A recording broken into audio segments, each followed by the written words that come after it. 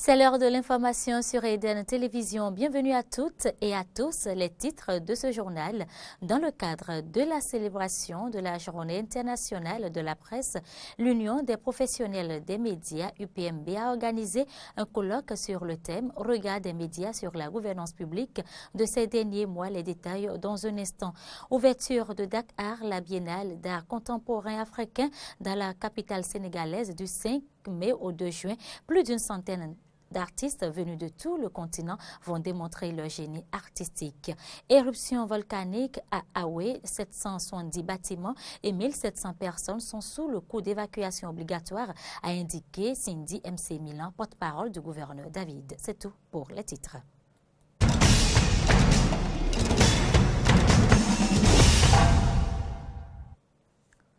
Merci de votre fidélité à Eden TV. Vous le savez, ce 3 mai, la communauté internationale a célébré la Journée internationale de la liberté de presse et à cet effet, une messe a été dite par le père Crépin Akakovi, directeur de publication de l'hebdomadaire catholique La Croix du Bénin, à l'intention des professionnels des médias défunts. De nombreux professionnels des médias ont préparé la dite messe dans la matinée de ce jeudi 3 mai au Kodiam. Reportage Morey Ano Agua. Journée mondiale de la liberté de la presse célébrée au Kodiam de Cotonou, marquée par une causerie-débat sur plusieurs thèmes dont 3 mai, des origines à nos jours, animé par Léon Bratier. Mais avant, c'est le père Crépin Akakovi, directeur de publication de l'hebdomadaire La Croix, qui a célébré la messe dédiée aux professionnels des médias défunts.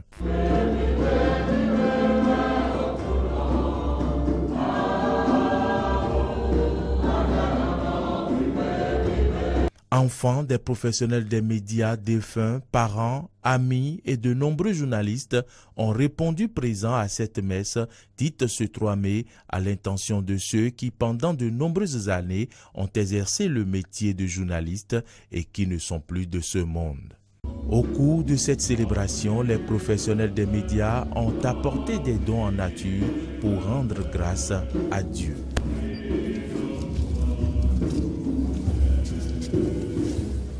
Les enfants des professionnels des médias défunts qui ont assisté à la dite messe n'ont eu que des mots de remerciement à l'endroit des initiateurs. Je voudrais, par ce canal, vous remercier pour tout l'amour, toute l'attention dont vous faites montre par rapport au décès de ces journalistes et en particulier mon père.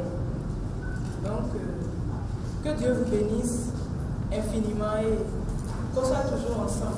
Je voudrais vous remercier pour la démarche, la marque de l'attachement à ces personnes qui, pour ma part, je considère qui sont des personnes phares pour le journalisme. C'est pour cela que vous avez pensé ce matin nous associer à cette célébration eucharistique. Je tiens vraiment à vous remercier et que par cette occasion continue. Les professionnels des médias ont marqué cet événement par une photo de famille avec les parents des journalistes défunts et le père célébrant.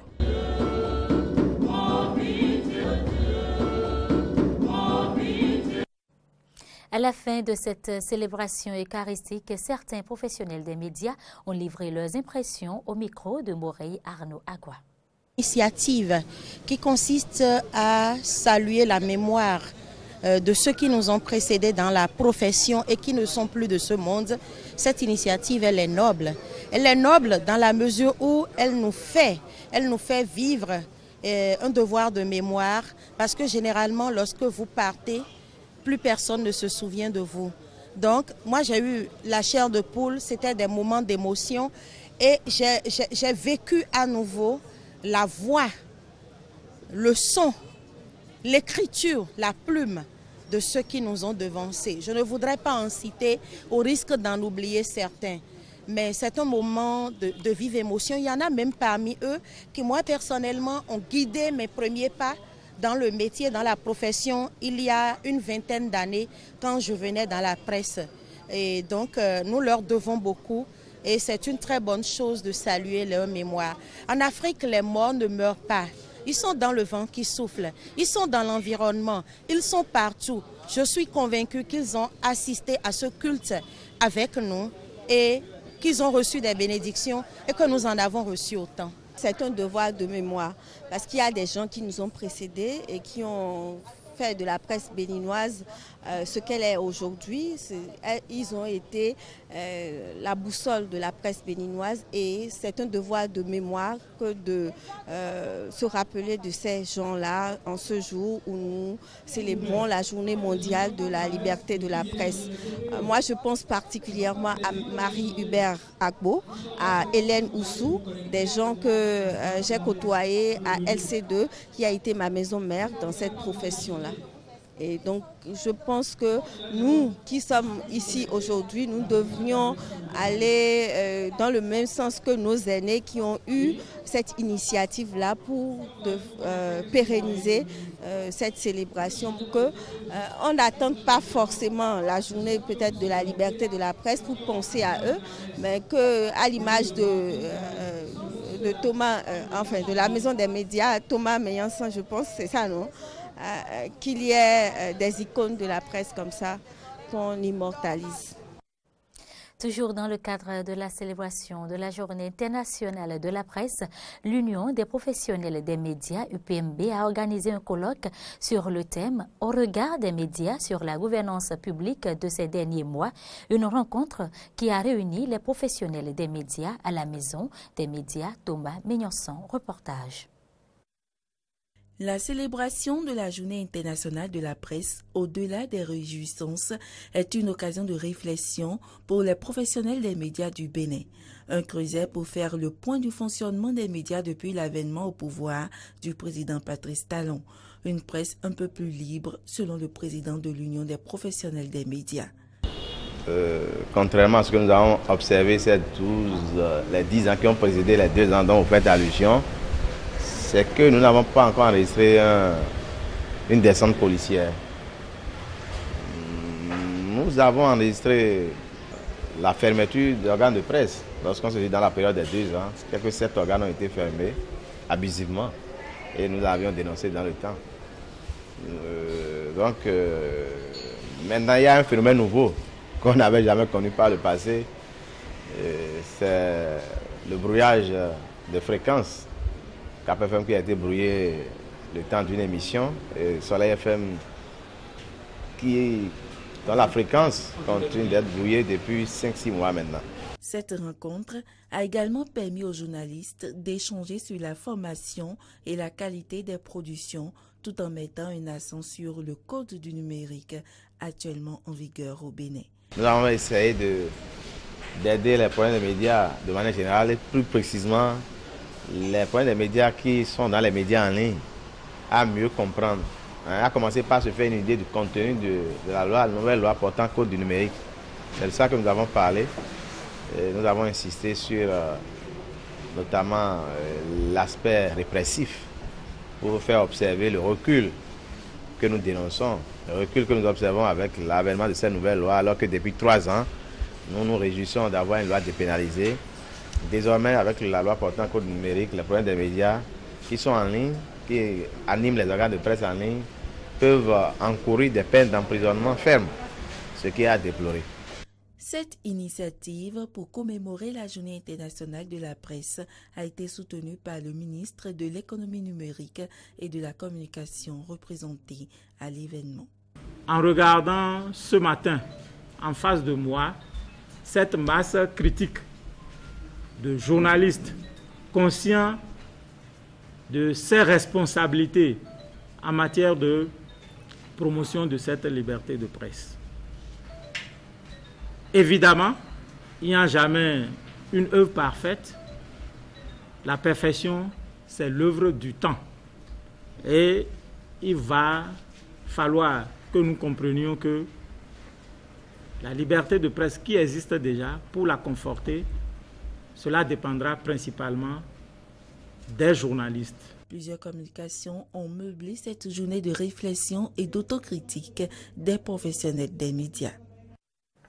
À l'occasion de cette journée, le président du Conseil national de la presse et de l'audiovisuel du Bénin a adressé un message aux professionnels des médias du Bénin. Écoutez-le.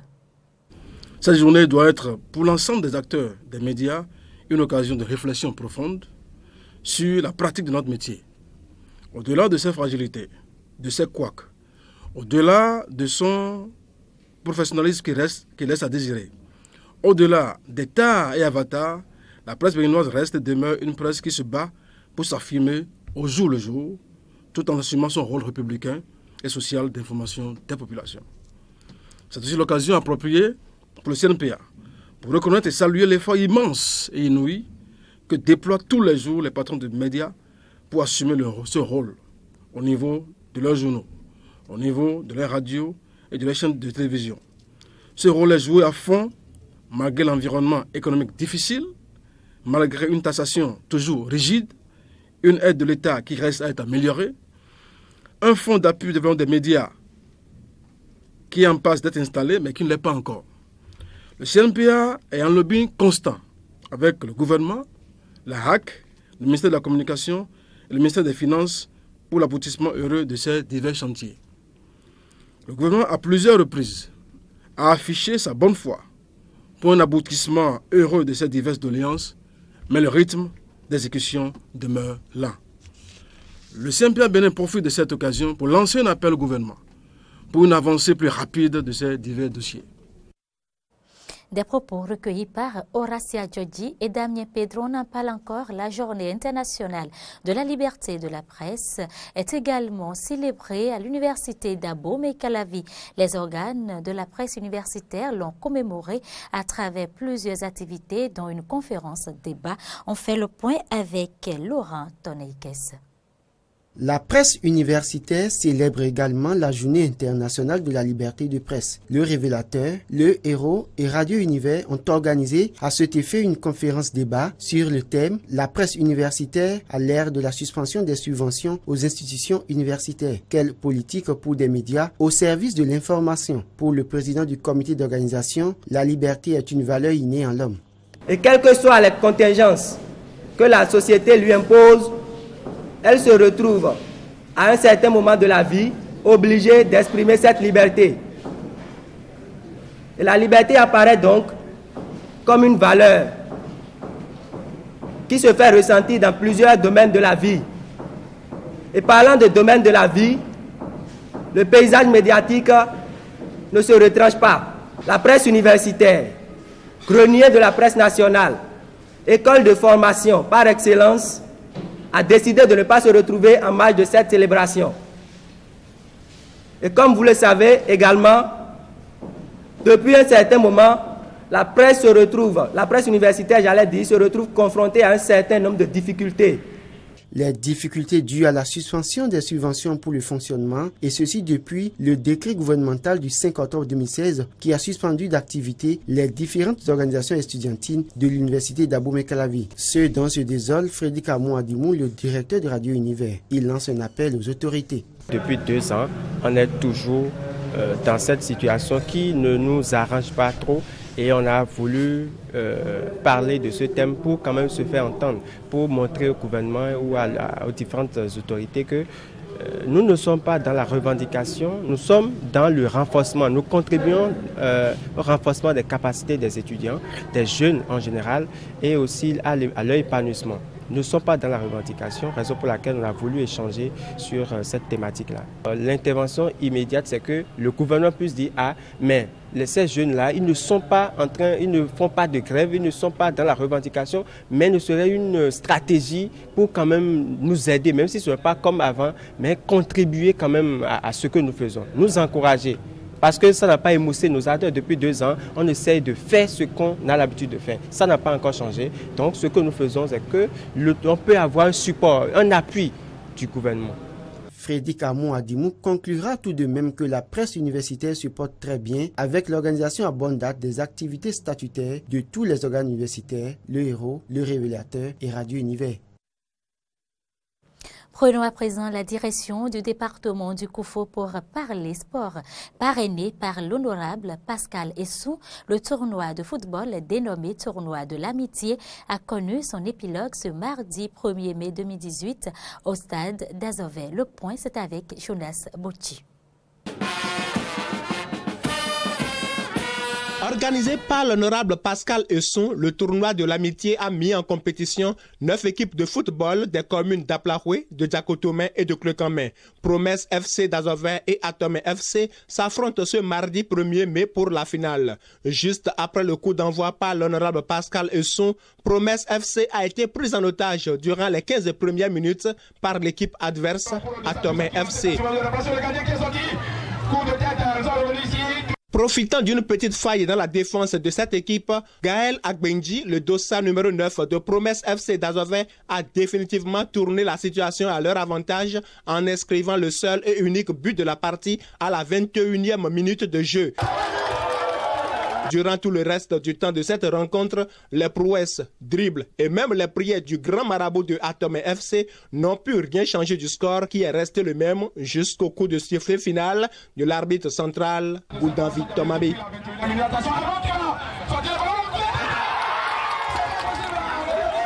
Les capitaines des deux équipes tirent donc les conséquences de cette rencontre. Ce soir, il y a un petit problème entre nous. Et notre milieu n'est pas en forme, sinon on devait marquer, on devait gagner le match. En fait, dans un match de football, il y a toujours un gagnant et un vaincu. Aujourd'hui, la chance a souri de notre côté. Il faut remercier tous mes coéquipiers qui ont fourni tant d'énergie pour cette victoire. Je vais aussi profiter de cette occasion pour remercier toute la population d'Azové qui a aussi participé à cette fête. Au vu de la prestation des équipes finalistes, l'organisateur du tournoi, Pascal Esson, estime que de pareilles compétitions pourront à l'avenir unir davantage les populations du Koufo et sauver la jeunesse des griffes de l'oisiveté. Il faut donner les moyens à la jeunesse de s'occuper. On en a besoin. Vous avez vu, c'est un simple match qui a rassemblé tout le monde. Personne n'a identifié une couleur à une autre. Tout le monde était là, rassemblé à travers le football. C'est parce que nous n'offrons pas ces conditions que les jeunes restent là. On parle de Gaiman, on parle de ci et de cela. L'honorable Esson exhorte les dirigeants de ce pays à donner plus de moyens à la jeunesse à s'occuper véritablement. Un appel au chef de l'État pour qu'à travers le pays, on donne les moyens aux jeunes de s'occuper véritablement. On en a besoin. Il n'y a pas que l'école qui rend riche les gens. Si vous voyez les Drogba, les Eto'o, les Messi, ils n'ont pas de doctorat, ils ne sont pas des ingénieurs, mais ils sont connus de par le monde. Vraiment, les équipes sont à la hauteur. J'ai été vraiment satisfait. Nous félicitons notre collègue, l'honorable Essou Pascal, pour tout ce qu'il a fait pour donner cette joie au cœur des populations du Koufo. Vous savez, aujourd'hui notre jeunesse a besoin quand même de ce genre de choses pour démontrer combien de fois ils sont intéressés par le football. Autre que le trophée de cette compétition, Promesse FC d'Azové, l'équipe championne, a eu droit à une enveloppe de 500 000 francs. La deuxième équipe, Atomé FC, a reçu une enveloppe de 300 000 francs et 200 000 francs revenaient à la troisième équipe, Espoir FC d'Aplahoué. Les 6 autres équipes et même les arbitres de la finale ont reçu une enveloppe de 100 000 francs. À noter également que toutes les équipes ayant participé à ce tournoi ont eu droit à un jeu complet de maillots et 2 ballons de football. Invité par l'honorable Pascal Esson à assister à la finale du tournoi de l'amitié internationale, l'international footballeur béninois Mohamed Aoudou apprécie la pratique du football dans le département du Koufo. Il a saisi l'occasion pour exhorter ses frères qui aspirent à une carrière internationale du football à plus d'endurance et de courage. Mohamed Aoudou est au micro de Jonas Bocci. En fait, j'ai fini mon championnat dans mon club, je suis rentré au pays, je suis en vacances. Je suis invité par le député Essou pour suivre la finale de son tournoi. Donc je pense que comme il n'y a plus de championnat, c'est difficile d'être en forme. Avec l'état du stade, ils ont essayé de présenter un bon football. Je suis un fils d'Aplaroué et j'ai commencé par jouer sur des stades comme ça. Donc, je pense que si tu as un objectif dans ta carrière, avec le travail, je pense que ce n'est pas le terrain, c'est toi-même qui dois présenter ce que tu sais. Et je pense qu'avec la prière, et moi je prie pour mes frères. C'est difficile le football, c'est pas facile, mais Inch'Allah, la manière dont moi j'ai fait pour sortir, je pense qu'un autre pourra le faire. Plusieurs pourront le faire aussi. Actualité hors du Bénin, la 13e édition de Dakar, la biennale d'art contemporain africain s'est ouverte dans la capitale sénégalaise cette année. Le thème est l'heure rouge. Extraite d'une pièce d'Aimé Césaire qui parle d'émancipation et de liberté. Du 5 mai au 2 juin, l'exposition internationale Une nouvelle humanité accueillera des œuvres de 115 artistes venus de 33 pays. L'édition 2018 sera l'occasion d'un hommage à l'une des plus grandes figures du Sénégal dans le domaine de l'art, le sculpteur Ousmane Sow, décédé à l'âge de 81 ans en décembre 2016. Suivez plutôt. Oui, faisons de Dakar 2018 cette capitale de réflexion stratégique et de développement des productions artistiques du continent. Je dirais, amorçons ensemble un nouveau tournant de notre histoire. La visibilité de la création contemporaine africaine s'est améliorée au regard d'indicateurs comme le chiffre d'affaires, le prix moyen d'une œuvre, le nombre d'expositions, le niveau de reconnaissance. Je décide de porter maintenant la subvention, non pas de 500 millions à chaque biennale, mais de 500 millions par an, ce qui vous fait 1 milliard pour la biennale. 6 rhinocéros noirs sud-africains quittent leur réserve pour un long voyage vers le Tchad, coup d'envoi d'une ambitieuse opération de repeuplement du Pachidem dans le pays d'Afrique centrale où il a disparu il y a un demi-siècle. Le Tchad et l'Afrique du Sud ont signé en 2010 un accord de coopération visant à protéger la biodiversité et à assurer la survie à long terme des espèces animales menacées à Zakouma. Après 7 ans d'efforts, il a permis d'y réduire quasiment à néant le braconnage, autorisant ainsi la réintroduction des rhinocéros. Il reste 5000 spécimens de rhinocéros noirs sur le continent africain, dont près de 1900 en Afrique du Sud. Le pays abrite aussi quelques 20 000 rhinocéros blancs, soit 80% de la population mondiale. Suivait. Nous sommes maintenant assez confiants pour pouvoir ramener les rhinocéros là où ils sont constamment sous pression de braconnage à travers la distribution en Afrique et nous sommes assez confiants de la volonté politique au Tchad, de notre expertise en gestion avec un bon financement de l'Union européenne. Nous croyons que nous avons la recette pour créer une bonne situation pour que les rhinocéros prospèrent à nouveau au Tchad où ils ont disparu depuis de nombreuses décennies. Il faut assurer la sécurité de ces animaux. Il faut les amener de l'étranger pour les rester pour qu'ils soient installés au Tchad. Donc il y a un intérêt économique et social et même international au point de vue touristique. Une fois qu'ils sont arrivés à Zakouma, nous les placerons dans un centre de détention pendant 3 jours ou 4. Nous les laisserons simplement sortir la drogue de leur système et nous nous assurerons qu'ils sont à l'aise en leur mettant des émetteurs en cône pour qu'ils puissent être suivis par radio une fois qu'ils ont été libérés des bombes et ils devaient être dans des centres et fermés pendant 1 semaine ou 2 semaines puis être relâchés dans le parc.